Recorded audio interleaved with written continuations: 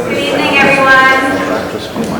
I think we'll get started and just allow folks to trickle in as they may.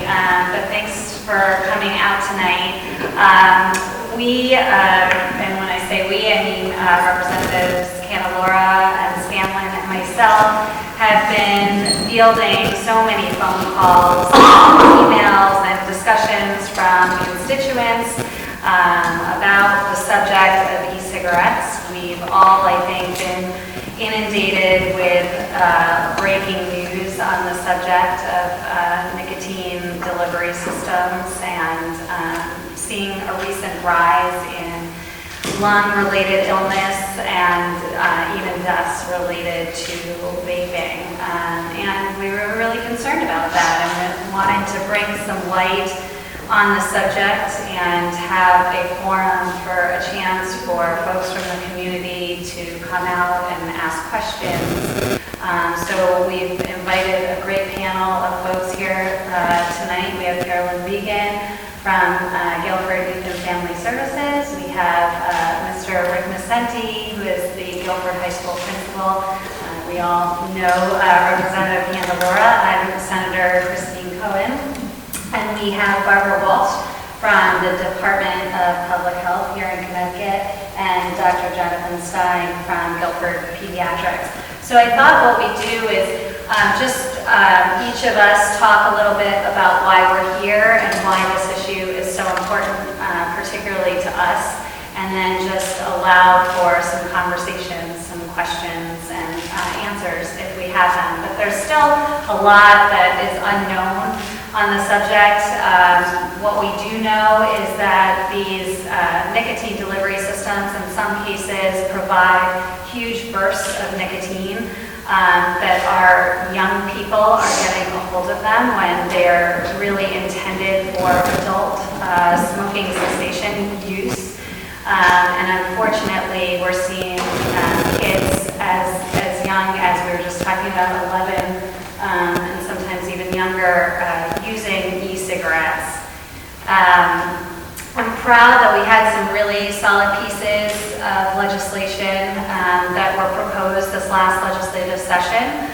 We had a couple come out of the Children's Committee, of which I am a member, a couple dealing with, in particular, the flavors, vaping flavors, looking to ban the sale of flavors altogether, and then ban the flavors at venues that would not be age restricted. So we were looking to have flavored e-cigarettes or vaping products only be sold at age restricted venues, such as a vaping or a tobacco store that you might find in town. That legislation did not pass. What did pass through the legislature was the Tobacco 21 law, which is great. It worked a number of years on that, long before I came on the scene. And what that does is it will, as of October 1st, increase the age from which it is legal to buy tobacco products, including nicotine delivery systems like e-cigarettes, from 18 to 21. It also stiffens the penalties for those caught selling under that age. So all of this is really important. These are all steps to take to limit our kids' ability to obtain these vaping products. We don't want them becoming addicted to nicotine. I think we can all agree on that, and want to do whatever we can to prevent its use. Are they going to get a hold of it one way or another? Probably, but we wouldn't see its widespread use, and it's really important that we educate our families and our children on the use of vaping products and what it's doing. For example, we know from Juul that 1 Juul pod has the amount of nicotine in a pack of cigarettes. So those are scary numbers. We also are hearing news from the CDC about these deaths related to nicotine, and I'll let the experts speak more to this, but they don't know, these deaths are not linked to any one common theme. So some of the vaping devices that were being used by the folks that have lung disease were just vaping nicotine, others were vaping THC, others were vaping oils. So there is no commonality, there's no commonality in brand. And so it's concerning. We also know that of the 500 plus cases. The CDC is reporting that 17% of those were children under the age of 18. So we do have what's being dubbed as an epidemic as far as I'm concerned. I want to make sure that we're protecting our youth. As somebody who started smoking when I was just 14 years old and recognized how impossible it seemed to quit. I didn't quit smoking until I was 27.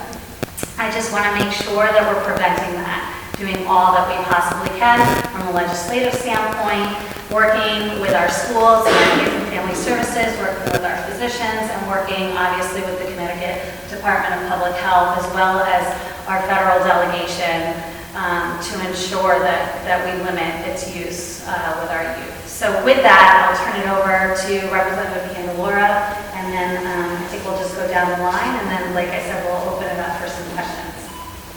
Good evening, Senator Cohen, Candelora. I represent North Branford and parts of Guilford, Durham, and Wallingford. And I guess to jump into this, I think Senator Cohen covered a lot of what has gone on in Hartford. And I think one of the purposes I think that's important about this forum is bringing awareness to the community, in particular, I think, to the youth community. I have 2 children in high schools right now. It's amazing when you talk to your kids how many are vaping in the schools and how much they are exposed to it.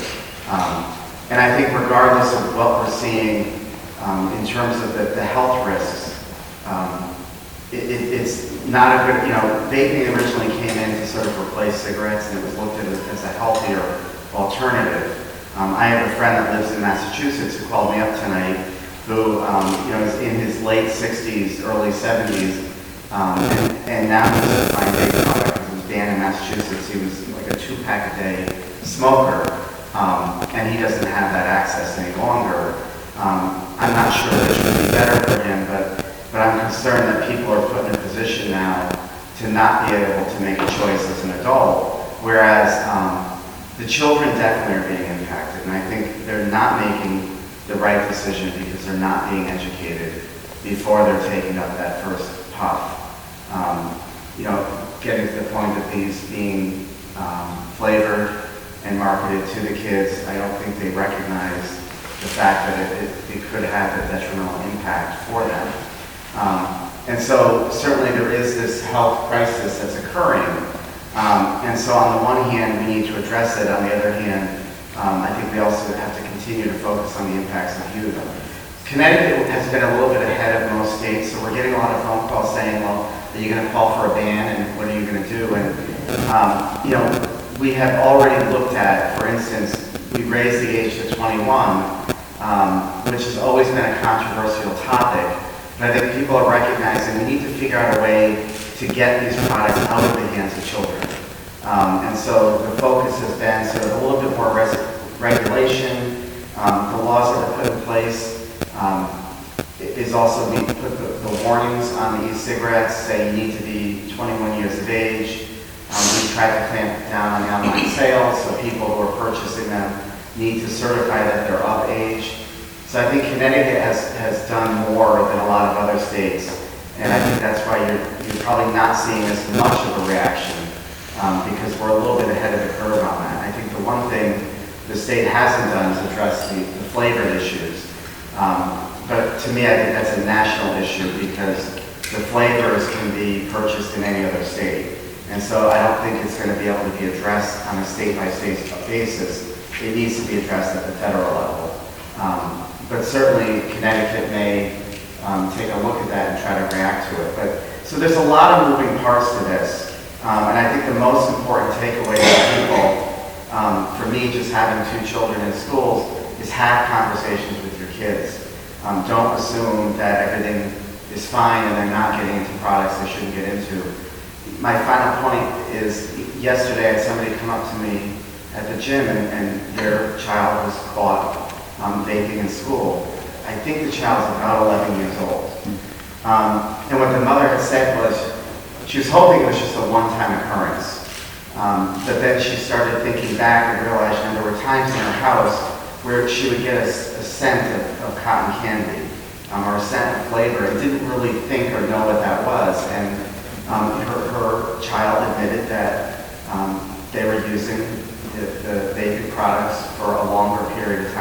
realize.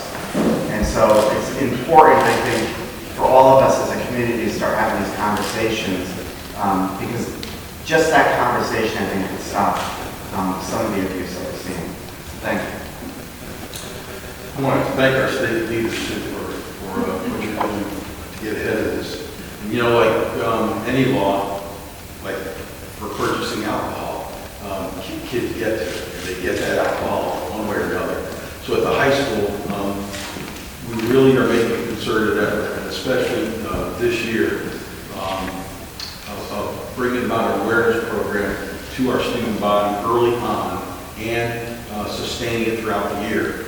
We've had I can give you for the last 2 years, we had 20 incidents of vaping that we caught. I'm sure there are more. You can walk into the high school today, go to any restroom, and you won't smell cigarette smoke because kids have found their new outlet. So we have advisory this week and tomorrow, and in advisory, the kids are going to hear about our not just the discipline policy for vaping, but the hazards of it as well.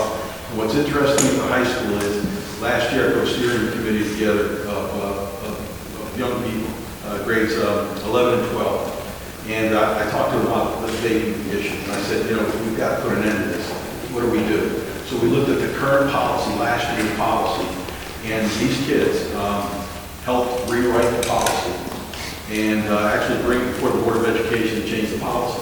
The kids wanted a stricter penalty for vaping in school, and not the actual vaping, but possession of and selling. We have kids that will be in the restrooms selling jewels, and they'll sell packets of them, just like they're selling drugs. So that's become a problem, and it's hard to catch. When you walk in, you don't smell what you're used to smelling, and so the kids are pretty good about that. Some of them will hide them in their clothes, places we can't go and search, that they just get around it. I really think the kids started this because they thought it was safer than smoking a cigarette, but it's not, and it'll get them addicted more quickly on nicotine and other health issues later in life than anything else will. So at the high school, as I said, we just really want not just to bring about the awareness piece of it, but also the counseling piece. So if a student does get caught vaping or in possession of, there's a counseling piece that goes along with that as well. And our police officer gets involved if they're 16 years old.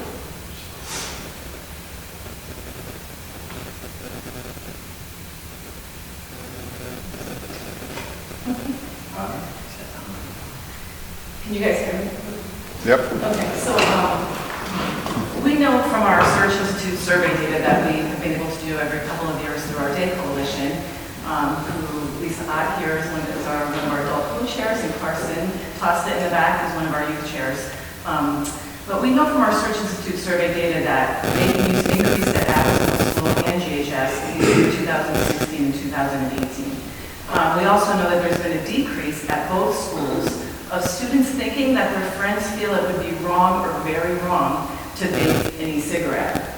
On a positive side, there's been an increase in students themselves thinking that people moderately or greatly risk harming themselves if they vape daily. So I think that's important. I think what we need to be doing is getting the information to the kids from the kids. I feel like they're the best messengers. The kids need to feel like their peers understand this and know that it's a risk. 98% of Adams students and 90% of high school students believe that their parents feel it would be wrong or very wrong for them to vape an e-cigarette. So the message is getting to the parents are sharing it with the kids. I think what we really need to be doing is having the kids gain this information from their peers. We've been able to bring in the Tobacco Research and Youth Group along with the school systems, with the high school and Adams. We brought experts in the field that are doing research with teens right now to share with each grade that all the risks and consequences and the harms of use. And I think the kids were surprised. I mean, I think, it's probably one of the first times they heard that it's not a water vapor. There's oils in there. We don't know what's happening to your lungs. We don't know what the outcomes are going to be. And I think now we're seeing more of this in the news as to some of these outcomes, unfortunately. Good leeway, please. Yeah, right. Yeah. So we have been, trying to get the word out to the kids, to the parents about exactly what this stuff is. It was difficult because when e-cigarettes came out, nobody really knew anything about them. We still don't really know the long-term implications of using them, but we do know that we're having a significant amount of kids who are getting addicted, and now we're having trouble getting them to go through cessation and get off of it. So at the statewide level, and you kind of talked a little bit about the data, but of course we know at the national level now we have like 28% of our high school kids who report using e-cigarettes. In Connecticut, it was 14.7% in 2017. We did collect data this past spring, and we're afraid to see the numbers when they come in a little bit later this fall. So the messaging, everybody, all the kids know, cigarettes are not good for you. We have that rate down to 3.5%, and we know that we can do that again with e-cigarettes now that they're getting the message. And having the kids work with the kids is good practice, because the younger kids tend to listen to the older kids more than they will to adults. So that works well. As far as the outbreak, we are going to be releasing new numbers tomorrow, so I'm not at liberty to share that, but there were 530 cases last week with nationwide, of which 13 are in Connecticut, and unfortunately those numbers are continuing to go up. And we do know one of the questions that regularly gets asked is about the wellness of these people in general, and pretty much these people are all healthy, young adults, middle adults, with the only commonality among them is the vaping, and that's why we know the cause. And you did a good job of explaining that, as far as we don't know yet exactly what product it is that's causing it. Many of them are vaping a number of different items individually, and then across the whole number of them, there is a wide variety of devices, elements, and liquids that are being vaped. So that's why the investigation has been taking a while, and will continue to take more time.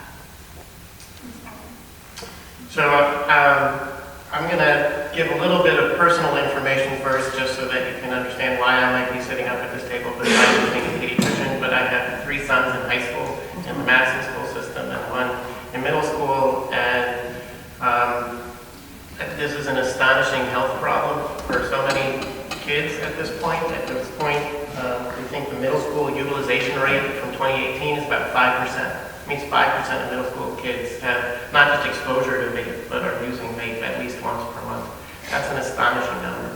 I can also offer some insight as to some of the health risks, both anecdotally and from the AAP recommendations about what we're seeing.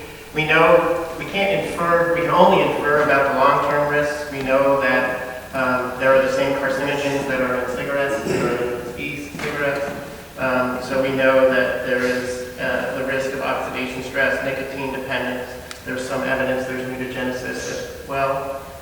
We know also that despite, as to the contrary, children who have underlying chronic lung disease are at increased risk of exacerbation, whether that's asthma, chronic lung disease from prematurity, or cystic fibrosis.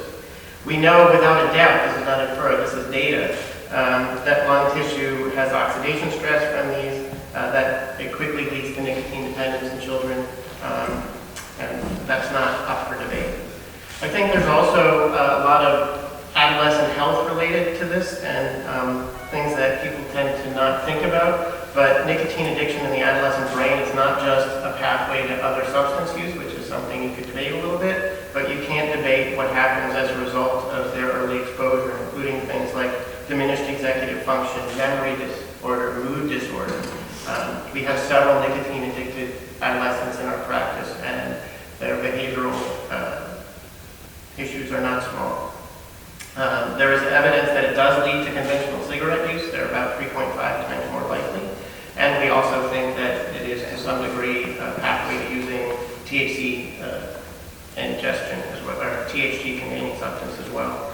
There's also evidence, increasing evidence, that these are not safe products for those who are around people who are vaping. While secondhand talks toxin rate can be extremely variable based on what the product is and the rate at which it's combusted, the voltage of the device. They contain sometimes as much as 12 times the EPA recommendation for particulate matter, things like aromatic hydrocarbons, metals, volatile and organic compounds. So I can't really add very much to the current health status except for personally and anecdotally from my practice. In addition to the nicotine addicts, we have 2 patients we believe are suffering vape-related illness as the earliest signs, not being respiratory distress, but unexplained weight loss, significant mood disorder, and dysphoria. And we don't have great answers for them right now. So those are the problems we're facing medically. And addressing the issue is complicated. In addition to some political pull for different things, including people who'd like to legitimately quit smoking, there are large amounts of dollars. I don't know if this was said, I don't think this has been said before, but I think it's worth stating that in 2018, the Juul company was sold to the business successor to Philip Morris for $13 billion. So tobacco companies have a long history in our country of doing everything but promoting good health, and the vaping industry is falling into that same path. So I'll leave it at that.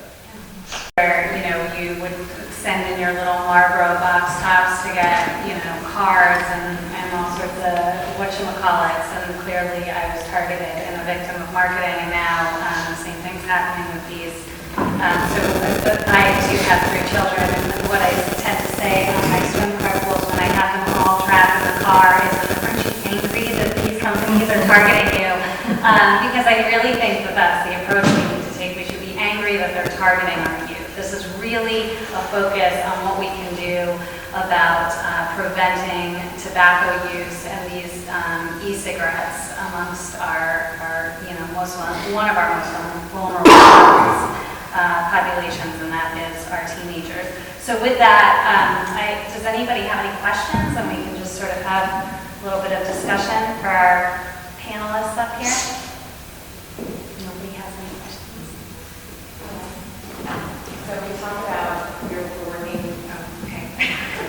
we talked about working in both Adams and the high school, but have we given any thought to talking to the kids involvement? I know it's, I was at the back to school night the other night, and they feel like babies in 5th grade, but, as Jonathan spoke to, there's 10 and 11-year-olds approaching this, so.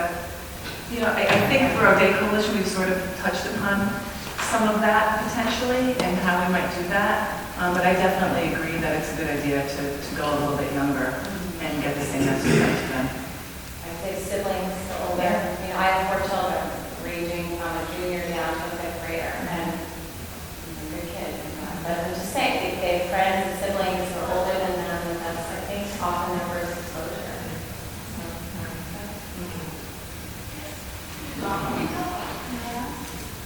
How do you draw the line between kids getting a hold of this and adults or young adults using it as a cessation, stopping smoking? I mean, it's proven to be pretty helpful for that, right? No? Well, let me handle that health policy. It's not so clear that it's helpful. It's certainly not helpful to young adults.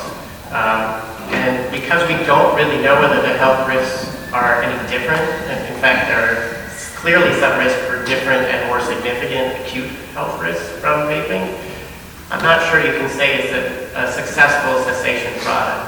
However, you could make an argument that there's a pretty easy fix for that. In the old days when gum was the substitute, that was a prescription product. We could do the same thing with e-cigarettes, and that would fairly easily offer everybody a solution without, removing that potential benefit. So first I'd like to say that I disagree. There's substantial evidence that vaping is 95% safer than smoking. It's not harmless. There is 5% risk associated with it. These numbers come from Public Health England and the Royal College of Physicians, a very prestigious group of doctors. So I would disagree that they're not less harmful than cigarettes. They are. If you look up Dr. Abrams from NYU University, he spoke this week, I forget which news outlet he was on. CBS News. Thank you. He spoke this week and said that there are levels of some of the carcinogens or chemicals that are involved in cigarettes, but greatly reduced, almost non-existent and negligible. And also that most of them are not there. There are a small number of them there. I can't quote them directly, I'm sorry. But if you look up Dr. Abrams' interview from NYU, he states it more articulately than I have. And just to add one thing to that, the New England Journal of Medicine does have a piece of peer-reviewed science that came out within the past year saying that it's double the effectiveness, the efficacy of any other traditional NRT. So that has also been proven as well. So there was the UK study with about 100 patients. There is a difference between England and here in that England has a cap on how much nicotine can be in cigarettes, so they're not considered to be really as addicted as our United States cigarette smokers because they have a cap of 2%. I think that's something that we should definitely discuss. I think that's something we should definitely discuss as far as what the problem is. Nicotine Because we're talking levels. about two different topics here, right? We're talking about first of all, and the second of all, teen usage. And I think teen usage comes down to, unfortunately, you guys all said exactly the same thing. In 2016 is when you started to see the spike. What came on the market in 2016 early was Juul. And unfortunately, they only come in 30 and 50 milligrams, which is far too high, unnecessary for a smoker in all of our opinions, because everybody used 2.4 before that ever existed. So there's two separate things here. Now we're talking about flavors as well. Flavors were widely available for the last 12 years, and all different types of flavors. And you guys can say cotton candy and cookie dough or whatever the case is. Every single one of those flavors was available in late 2009 or so, widely available in the U.S. market. And so we never had a youth issue until the Juul came to market. So if we wanted to discuss a nicotine cap, I think that's something that would be super helpful to everybody involved. And then, if you want to talk about moving things from C-stores to adult-only shops, I think those are the answers to the questions that you're trying to solve here, as opposed to outright bans of any kind. So if I could address 2 points. So one is the health risk. I think it's fair to say that we're inferring some and that there are some that don't. It takes 95% safer. You don't have the data to support that at this point.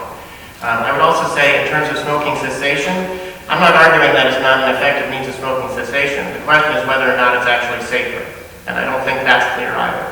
As to whether or not when the youth health crisis started, well before Juul came on the market, we saw jumps from 2010's introduction until now. And that is in large part because of accessibility. As the market increased for vaping, access to vape products increased, and flavor's always been a problem. So I don't think that's exactly Well, if we were under 7% from 2010 until 2015, when the NYTS was doing it annually, and then all of a sudden we saw it rise to 15, 20, and 28, or 27 and a half now. I mean, it's very clearly that there's an exponential increase in 3 years for some reason. And that is obviously kids chasing a buzz, unfortunately. I think that part's true. Yep. None of us But I are. think that there's some other data in there that you need to include in your calculus. Yeah, and I think to your point, I remember when the e-cigarettes first came out, and that was sort of, the plug is that you could help. It's a safer way to get nicotine, and you can transition from cigarettes to those products. And I know of a lot of adult smokers who did that. And then we did sort of see the flavor products come on board, and in particular, and this is anecdotal, but having children in college and high school right now, when Juul came on, it seemed to be a little bit of a game changer for our youth. And I think, I remember when I first, I was at a Boy Scout event, and I had parents vaping in the cabin with the children. This was probably 6 years ago. And it took me aback because I didn't know a lot about the product, and I had to politely ask them not to do that. But in reality, there was no law preventing that from occurring. It might have been longer. It might have been 8 years ago. And so the state of Connecticut addressed that issue by saying anywhere smoking is banned, the vaping is also banned, which I think had made sense. And we've tried to make those careful steps because I think there is a balance here that needs to be struck. And I think the big concern, and for me it was always an alarming concern, is really the impact on our youth. Because where are they going to transition from the e-cigarettes, once they're doing them in high school right now? Because it seems like it's not just a nicotine delivery system for them, but they are getting a rush out of it. That's different from an adult. And so it is a balance of, how do we keep this product for adults if they want to use it instead of smoking cigarettes, but also keeping out of the hands of children? And that's what the Public Health Committee really had focused on this year. And I think we'll continue to hear discussions on it. I get a little bit worried on a state-by-state basis, Massachusetts being an example of what are the adult users going to turn to at that point. Will they just go back to smoking cigarettes? They probably will, or drive on the board. Which is better, and that's sort of the onion that we do have to unpeel. But I think the most important thing is if anything good comes out of this, it's a heightened discussion with our children, because it seems like this epidemic of child use sort of crept in like a fog overnight, and their parents aren't aware of it. And at the very least, these health concerns that have come out now are causing that discussion to shift to our children and what are they doing. And I think that's the one positive that's coming out of this. Yeah, I'll just add to that too. For those that don't know, our Governor Lamont, and Governor Cuomo of New York had held a press conference today, and they touched on this. I think because they don't want to have a knee-jerk reaction, I don't necessarily know that Charlie Baker's reaction was knee-jerk. I think he's very concerned and considers it a public health crisis. But because we did pass these stringent laws in Connecticut, and because I do believe that there are some border issues, if you pass it in one state, and what's going to happen in the other state, I think it's good that Governor Cuomo and Governor Lamont are willing to work together to come up with some solutions. I don't know what those solutions are at this point, but we did have some great legislative proposals come through that focus primarily on teen use. And I know, I had several conversations over the course of the session with respect to those legislative proposals, vape shop owners, and I think everybody was on the same page that moving those flavored products to age-restricted venues was a good solution. Unfortunately, we didn't. It sort of died on the House calendar, and we didn't get it out across the finish line. But I think we'll see some of those proposals come back next session because they are good, valid proposals that are steps in the right direction. So, any other questions? I had a comment actually about the youth.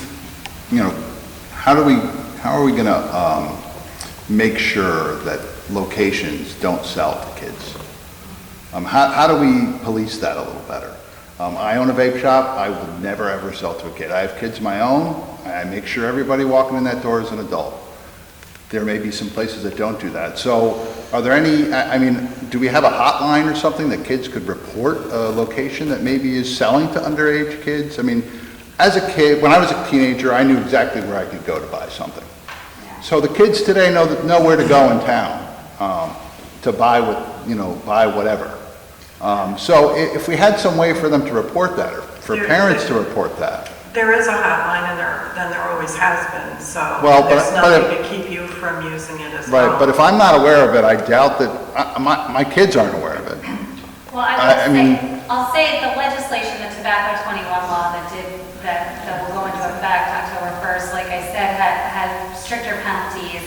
and rely heavily on the Department of Mental Health and Addiction Services, DMS, as it's referred to go out and monitor some of these places, field some of the complaints, and then report those complaints to the Department of Revenue Services, who would then impose these stricter, heavier fines for folks. But is there a perfect method? I don't think there is. One of the ways that we probably could control that is limiting the sales of these age-restricted venues. And that's something that we absolutely should be looking at. Right, and I agree with that 100%. I'm just wondering, is there more that we could do now? You know, there's a hotline, I wasn't aware of it. I'm sure my kids aren't aware of it. Is there some way for us to help police this, you know, as a community? I mean, it's something we could probably try to do is put that information out there. Yeah, just publicize it. And I also wonder if maybe through partnerships with Guilford Youth and Family Services and Day, if there, and other groups like that, I see some folks from Madison here, other youth groups that are within the community, if there's a way that we could, you know, if kids are feeling like they're hearing about different things, giving them a venue to call and report information, if they feel empowered to do that. I think it's important to get that information out, and if there is a hotline, to get that information out to people. What is the hotline? I'm looking at it. Okay. It reminds me of just I don't know, like sir. the alcohol compliance checks and things like that. Yeah. And a text might be better. I mean, kids don't use phones. People text, you know, maybe a number to text. And I think the kids, you know, you talk about kids in Guilford policing other kids. I think it's a great way to help enforce this. You know, let's have the kids that do see maybe their friends vaping, that don't want them to do that, they can say, well, where'd you get that? Because, you know, you hear the comment, oh, I got it from a friend. Well, a friend bought it somewhere. You know, someone bought it somewhere. So anything we could do to help curb it, I think is I good think to look young into. people too are policing themselves.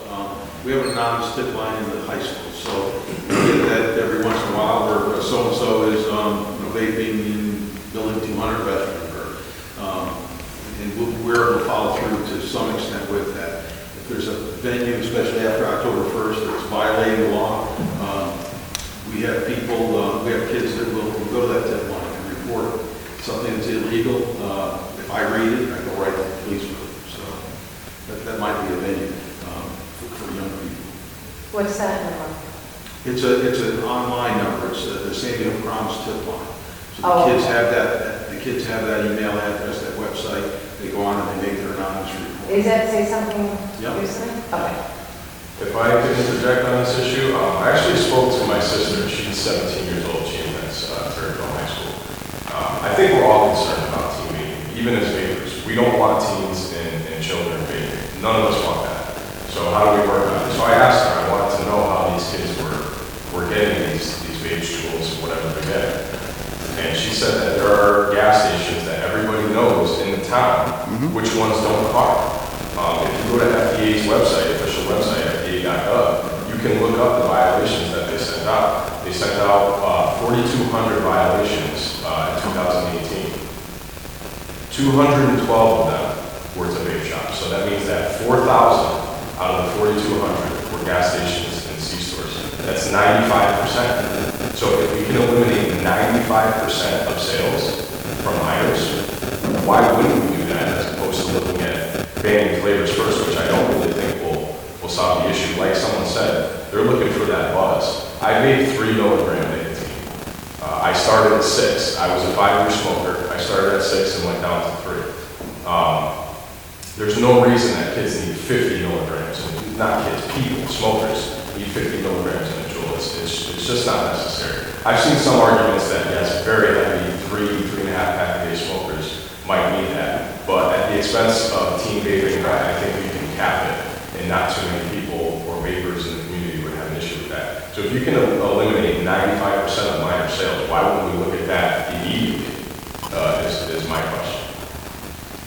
Yeah, and like I said, I think we do need to look at that. I think that's sort of the direction we were leaning in, and, in light of recent news, I think we will see many proposals coming out of the Children's Committee, out of the Public Health Committee. Where else did it come out of? General Law. I think we're going to see some proposals. It's a short session, next session, So the individual committees themselves will be proposing, you won't see as many individual legislator, as you will from these committees, but I think you're going to see, we'll have public hearings to that. Yeah, I think that would definitely be the most effective way to cut teen vaping, is to eliminate gas stations and C-stores. And lower the nicotine. Yes. If you could almost make those high point threes and fives prescription, like the gentleman at the end said, because they would be only for 3.5, 2-pack a day, and that way you can keep the nicotine levels at the lowest, like they are now at 12, being the highest. And that's reasonable for a smoker to quit. Like he said, he quit off of 6. So you could make those extremely high prescription only. I have to say though, currently e-cigarettes are not approved as a cessation method by FDA. Actually, when they originally came out, they tried to regulate them as cessation products, but they were sued and it was upheld by the court that it had to be treated as a tobacco product. So currently it's not approved for cessation. What we have seen with smokers, we've done focus groups to find out, what they have seen is many of them have gone to, and we know there's a lot of anecdotal stories about people using e-cigarettes to quit. But what we've seen is people who really and truly want to stop using tobacco products altogether, start using e-cigarettes, kind of go back and forth between cigarettes and e-cigarettes, and then they have a hard time quitting because they're trying to quit both. So, and that's through the experience of our statewide tobacco use cessation telephone quit line. Yeah, and I just want to respond to what you're saying, and I appreciate what you're saying there, but as an adult, I was a smoker, I'm a vapor now. And whether that's good or bad for me is my decision as an adult. And I think that a lot of the concerns of some of the folks is, I don't want that choice to be taken away from me. I certainly don't want any kids to do it. But as an adult, if I decide I want to vape instead of smoke and continue to do that till the day I die, that is a choice that I have. Personally, I feel a million times better vaping than I ever did smoking. I don't wheeze, I don't cough, I do things I never used to do. So anecdotally or whatever, for me personally, as an adult, I enjoy it. And I don't want that taken away. And I think there are a lot of adults that feel the exact same way, So whether, that it's used for smoking cessation or not, I think is irrelevant. It has a purpose for folks. And I don't think, I don't think it's fair for people who are using it to just yank it like in some other states. And I think that we're in agreement on that. But, as an adult, I do have a choice to vape.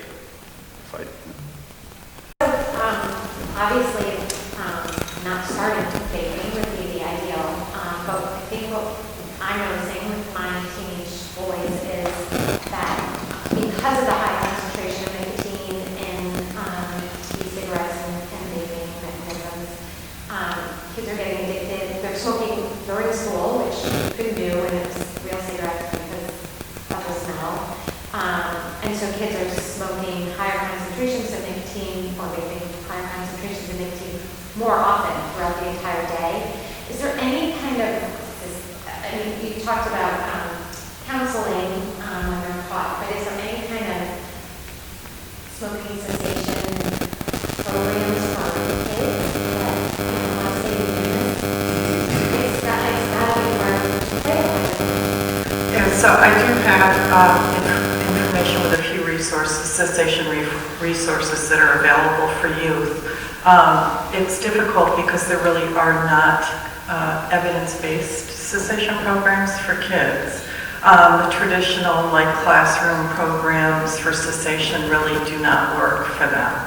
Our tobacco use cessation telephone quit line that I mentioned does offer services for anybody over 13. And of course, we know the kid's not going to pick up the phone and call somebody, but they do have a text messaging program as well. But there's also a couple of other national resources, so I do have the list for you. Come get it afterwards. I was just going to add, we were both on the board that about several months ago,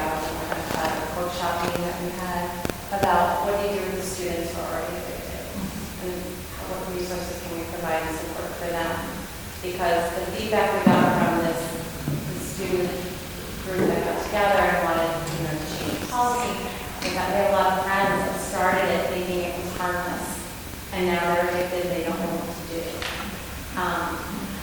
So we're obviously in support of not even letting them start with it, but there would be a nice conversation to have as to what we as a community can do to support those kids. Because they're saying don't do it, and that's the first goal. The second goal is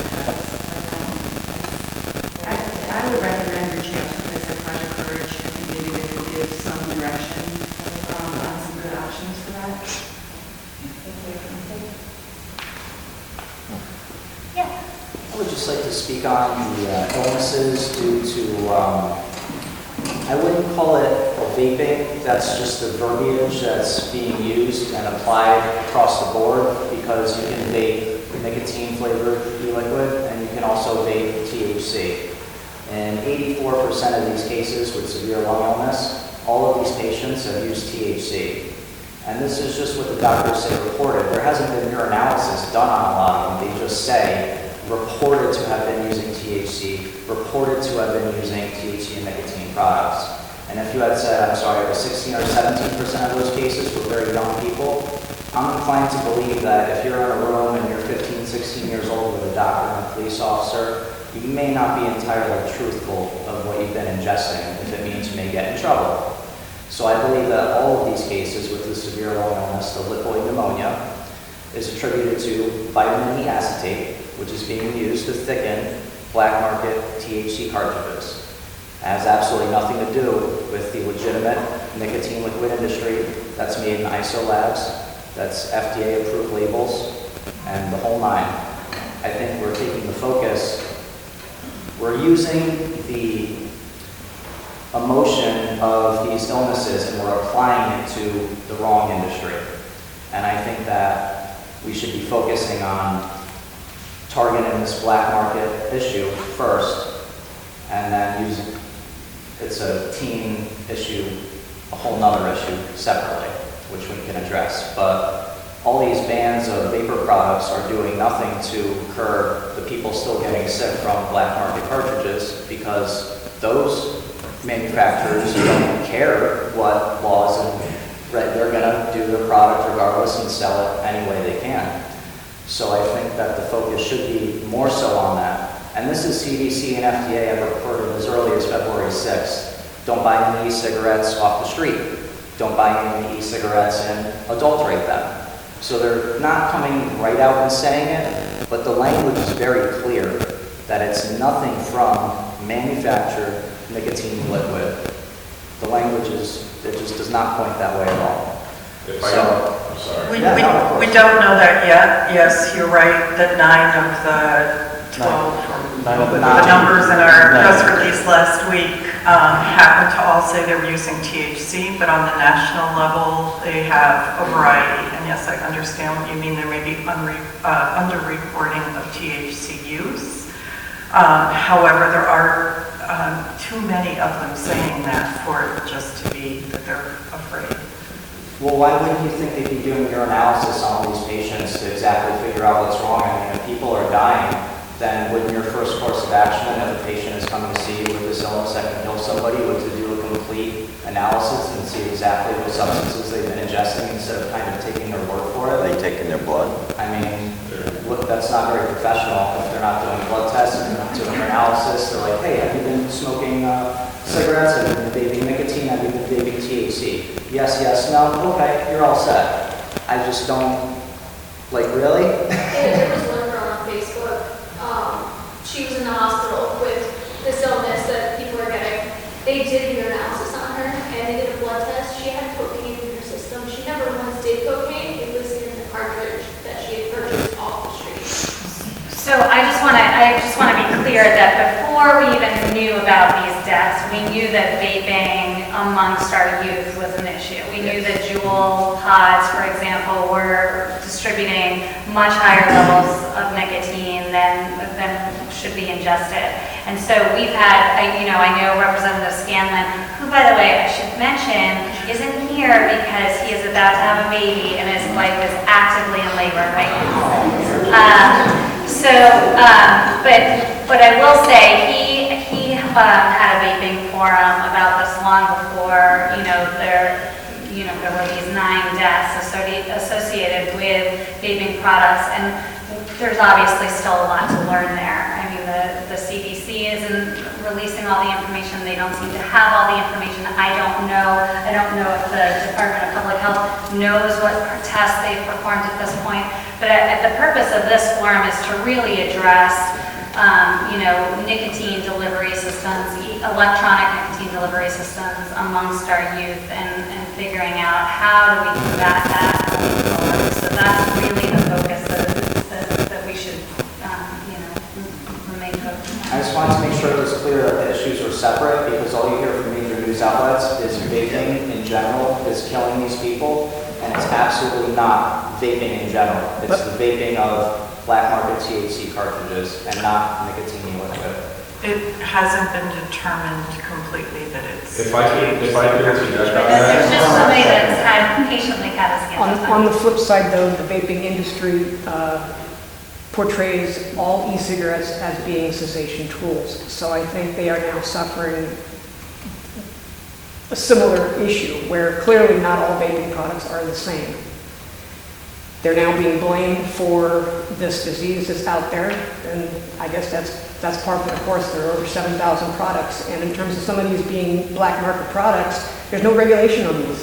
What's black market, what's not. Just because somebody sells something in a legitimate store doesn't necessarily mean that it has been. That we know what the ingredients are, that we know how safe they are, that we know how potentially dangerous they are. That's not, this is a very important conversation to have, and it's not something that we're going to solve today, and it's going to be talked about in Hartford, in Washington, D.C., and in state capitals across the country. But here in Connecticut, one thing that I think does need to be part of this conversation is the fact that we spend $0 on tobacco control as a state. We dedicate $3 million to the Medicaid population to help them quit because they smoke combustible cigarettes at a much higher rate than the general public, but we have allocated $0, not 1 penny, towards anything other than enforcement since 2015. And I think part of the problem that we're seeing is you're looking for quit line information. You're looking for materials to educate parents and to educate students. We don't have any of that because we simply haven't got the money. We haven't allocated money for it. We bring in almost $500 million, annually out of cigarette tax revenue and money that comes to the master settlement, and none of it goes to tobacco control. And that needs to be, I think, part of the conversation, because I think if we started to create and utilize programs like this, people that are looking to quit would have avenues to turn to help them quit. Parents that are looking for information would have that as well. It would be controlled, concise, as opposed to one school district coming up with some information, another school district coming up with something completely else. Just want to throw that out there as well. That should be part of the conversation. Yeah, it's an excellent point. We used to have that conversation back in the early 2000s, when the budget times were getting tough and that money was getting swept. And it seems as if we forgot all about that tobacco settlement fund and where that money was supposed to go. And it probably is a critical time now to resurrect that conversation and start putting money back into the education piece. Absolutely. Thank you. If I could just speak on the inclusive evidence aspect of the illnesses. So the FDA has said on their official statement that all signs point towards unadulterated black market THC cartridges. The CDC is saying that 84% of the patients involved have reported, like he said, there was no urinalysis, which I think is irresponsible on the part of the doctors and the CDC investigating. There was no urinalysis. They're taking the word of teens. So if 84% are reporting THC use, I think there is at least a small percentage that are saying that there are. And in addition to that, there was a CDC whistleblower who formerly worked for the CDC who said you can never correlate one common denominator 100% across the board for any outbreak or any health investigation that they're looking at. He noted a case, I forget which state it was a swimming pool in a hotel that had gotten 24 people sick, and they had only attributed 83% of the people involved to that swimming pool. So by his analysis, he said he thought it was grossly irresponsible for the CDC to not report. And they backtracked a little bit in saying if you're a vapor, don't go back to cigarettes. And they have had some mention of THC cartridges. But if we're really concerned about our youth vaping and dying and getting ill, I think it's grossly irresponsible for the CDC not to at least focus on THC as much as they do nicotine, which we believe nicotine is not at all a problem. But I'll even concede at least focus on it as much as nicotine, because the media just blows it out of proportion. Vaping is a delivery system. It's not a product. The product is nicotine liquid. The product is THC liquid. And there's no oils in nicotine e-liquid. It's water soluble. Propylene glycol, vegetable glycerin, food flavoring, and nicotine. If you want, you can vape 0 milligram if you want as well. So I wanted to reinforce that I really think the CDC is acting irresponsibly in not reporting these THC issues. I would just comment on the liquid component. Humectants that contain those products, you're right, if we eat them, nothing happens to us. But the extent to which they create long-term problems is unknown. Can I ask you a question? So Sure. the UK is opening vape shops in hospitals, and they're saying on their hospital doors, switch to vaping, it's 95% safer. Do you think that is an irresponsible approach to vaping and smoker switching? Because they're saying they have the data and they have the research to make these claims and open up vape shops in hospitals. So if they're opening vape shops in hospitals, how can we make the claim here in the United States? We all have the same lungs. Yeah, but product's not product, first of all, and I could make an argument. What do you mean? So the product in the UK, as we've talked about, is not the same products that we have here. So let's start there. They ship e-liquids all across continents. They're sold in America and the UK. I can answer it, or You make a good point, and I think it gets sort of the issue that we're seeing. I recall those representations that were made with these cigarettes years ago, and I think, like I said, I saw people transition from cigarettes to vaping, thinking it was safer for them and healthier. And I know people who feel better by doing that, and it is their choice.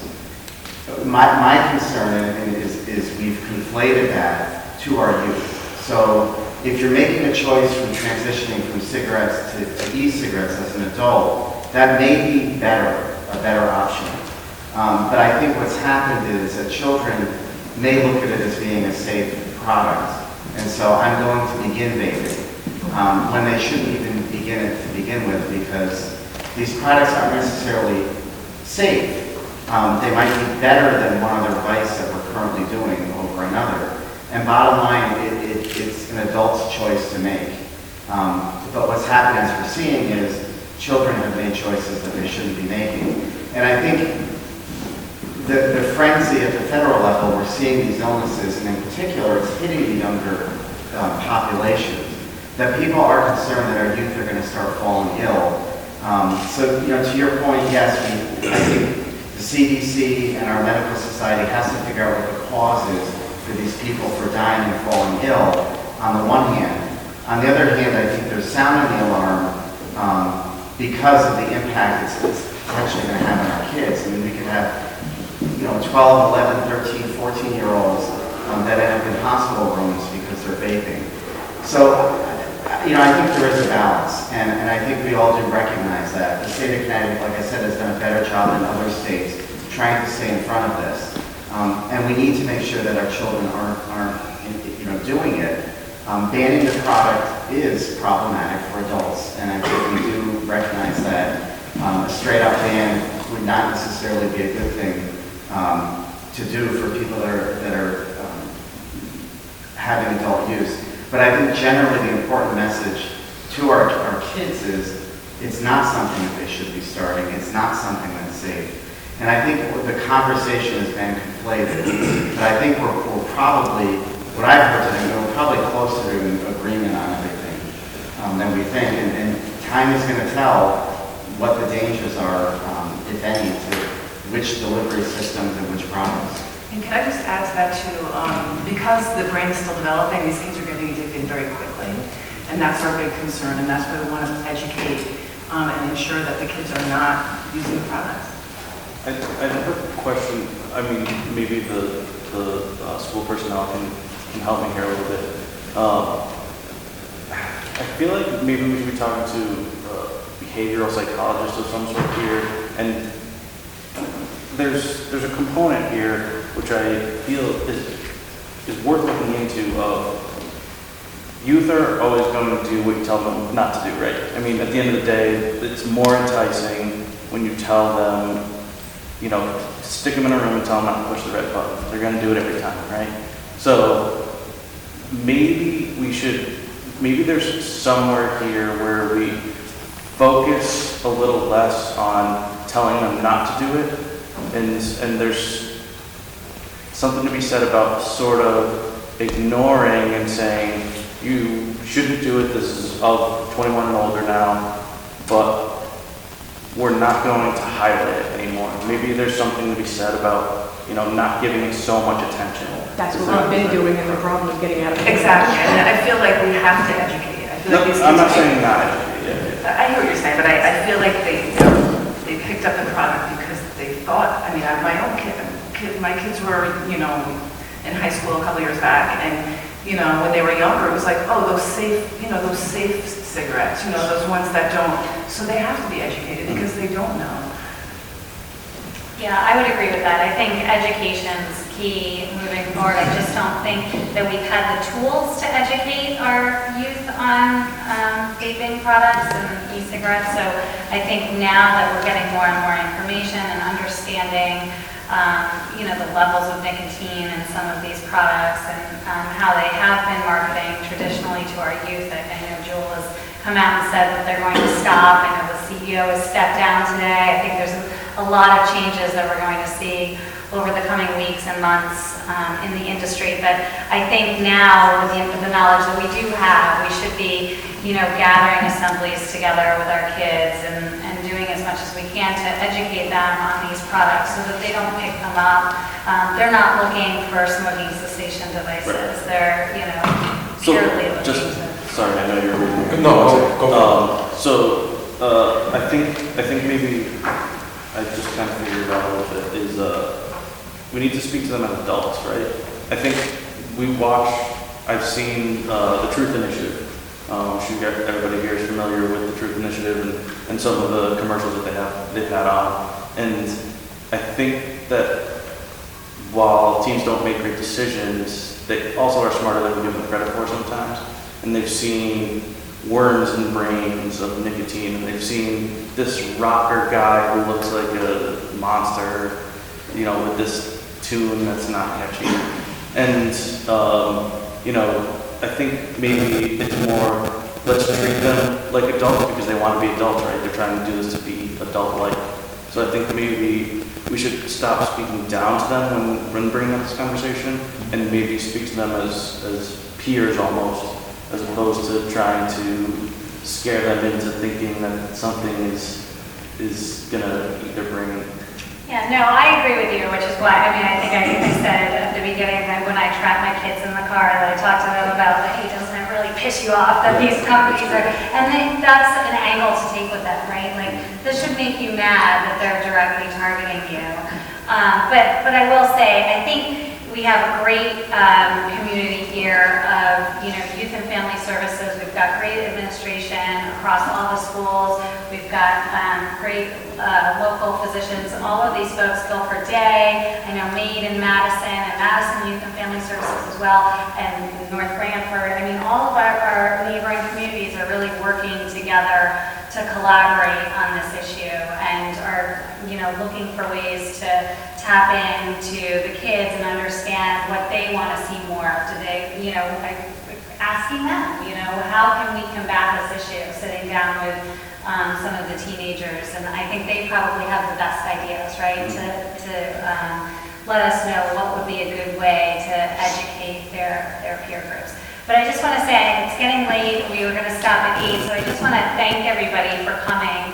And again, reiterate that this is all about collaboration and cooperation amongst folks in the community, as well as the legislature and the Department of Public Health, all of us working together to really tackle the problem at hand, which is teen and youth vaping. So thank you all for coming out. I'm sure some of us will be here for If I could just say one more thing, I promise to be brief. I promise to be brief. So we're all concerned about kids and the gateway. That's another thing, is the gateway. If a flavor ban is occurring, and I know you said you're exploring other options, but if there is a flavor ban, which we're all nervous, all our surrounding states have done it, and there's only tobacco jewels, let's say, in blue, those are all owned by Big Tobacco on the market. Wouldn't that be a gateway? The kids are going to want that buzz still. They'll still find ways to get their tobacco jewels. And then you're literally training them with the nicotine association to like the taste of tobacco. And also, if you, even a 3-month ban will essentially eliminate all small mom and pop shops. They won't be able to sustain that.